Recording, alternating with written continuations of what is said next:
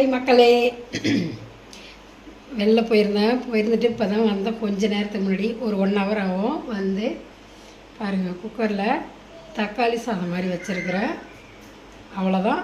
அது சைடிஷ் வந்து ஆனியன் ரைட்டாவா, அவ்வளோதான். பசங்கள்லாம் ஜாலியாக வெடிக்கிறாங்க பாருங்கள். அப்படி பாருங்கள், டன்டடைங் போய்ட்டு அதிரச மாவே வாங்கிட்டு வந்தேன். இது இவ்வளோதான் வந்துச்சு. பசங்களை எடுத்து சாப்பிட்டாங்க சுடும் போதே. நான் எதுவுமே வீட்டில் மாவு அரைக்கலை, எனக்கு அதெல்லாம் அளவு தெரியல. அடுத்தது இங்கே பாருங்கள், முறுக்கு மாவு வாங்கிட்டு வந்து முறுக்காவே சுட்டுட்டேன் பாருங்கள். முறுக்கு சுட்டேன். இது எங்கள் வீட்டுக்காரரு வேலை பார்த்த இடத்துல அவருக்கு ஸ்வீட் பாக்ஸும் வெடி பாக்ஸும் கொடுத்தாங்க. இந்த ஸ்வீட் நாளைக்கு படைச்சிட்டு சாப்பிட்லான்னு வச்சுருக்கிறேன். ஸ்வீட் அவ்வளோதான் செஞ்சுருக்கிறேன். சாப்பாடு வெந்துக்கிட்டு இருக்குல்ல அடுப்பில், அப்புறம் கேப் இல்லை. அடுத்தது சாப்பாடு முடிஞ்சதும் குலோப்ஜாம் செய்ய போகிறோம், மைசூர் பாக் செய்ய போகிறோம். இது 2 தான் செய்ய போகிறேன்.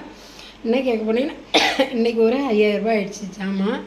இப்போ தாங்க வந்தேன். இன்னும் காலையில் 3 இட்லி சாப்பிட்டேன், அவ்வளோதான். இன்னும் எதுவுமே சாப்பிடல, ரொம்ப டயர்டாக இருக்கிறேன்.